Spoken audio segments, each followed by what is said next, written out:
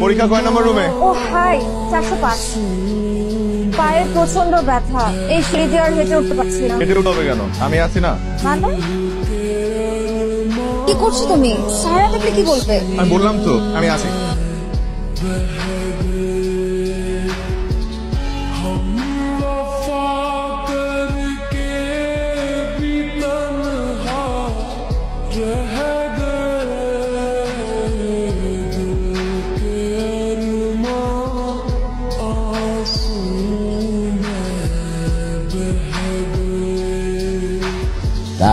ফ্যামিলিতে কে কে আছে? আমার মা মারা গেছে ছোটবেলায়, বাবা আছে আর বড় ভাই। বেশ বেশ বেশ বেশ। বড় ভাই কি করেন? ভাইয়া প্রাইভেট ইউনিভার্সিটির একজন টিচার। বাহ বাহ বাহ বাহ, গুড গুড, ভেরি গুড। তুমি ভবিষ্যতে কি করবা মনস্থির করছো? আমার ফিউচার প্ল্যান এখনো করিনি, মানে করো নাই?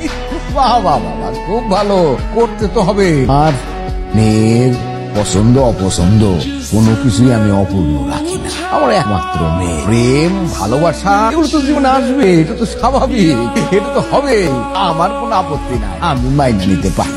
কথা সেটা না, কথা হলো আমার বন্ধু বান্ধব আত্মীয় স্বজন এটা সহজে মানবে না। তাই তোমার একটা ভালো প্রফেশনে ঢুকতে হবে।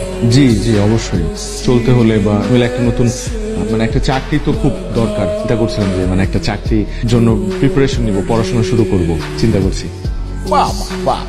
আপনি যদি চান যে আপনার মেয়ের জন্য একজন বিসিএস ক্যাডার, তাহলে আমি সেটার জন্য প্রিপারেশন নিব, পড়াশোনা করব। ভালো, খুব ভালো। আমার মেয়ে তো পড়াশোনা শেষ করতে আরো দেরি হবে, এর মধ্যে তুমি নিশ্চয়ই খুব ভালো একটা প্রফেশনে ঢুকে থাকো।